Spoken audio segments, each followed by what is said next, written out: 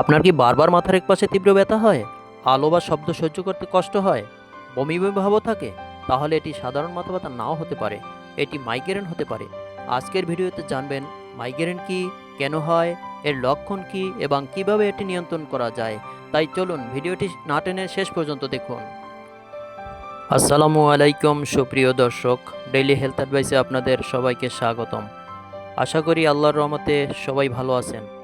আজ আমরা মাইগ্রেন সম্পর্কে সহজ ভাষায় আলোচনা করব।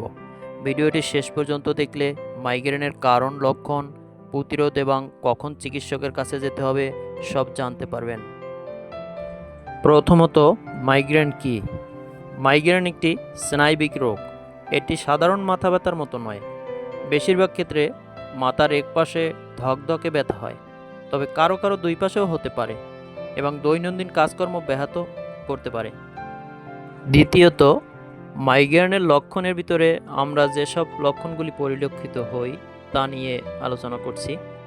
মাইগ্রেনের সাধারণ লক্ষণের মধ্যে রয়েছে মাথার একপাশে তীব্র ব্যথা, আলো ও শব্দে অস্বস্তি, বমি বমি ভাব বা বমি, এবং কিছু মানুষের ক্ষেত্রে চোখের সামনে আলোর ঝলক বা ঝাপসা দেখা। এসব লক্ষণ দেখা দিলে অবহেলা না করে চিকিৎসকের পরামর্শ নেওয়া উচিত। তৃতীয়ত, মাইগ্রেনের কারণ।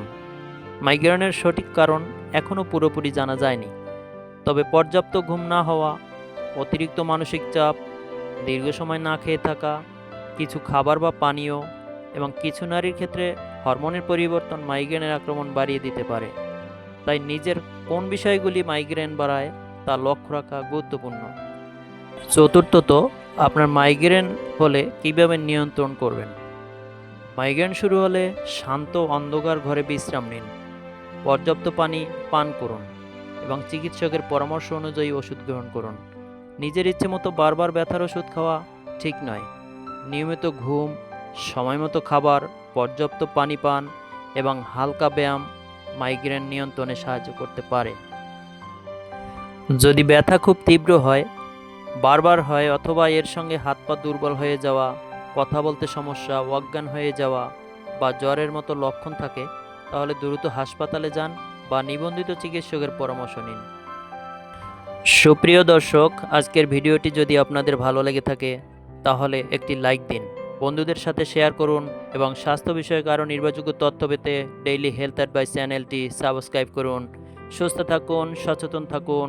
আল্লাহ হাফেজ।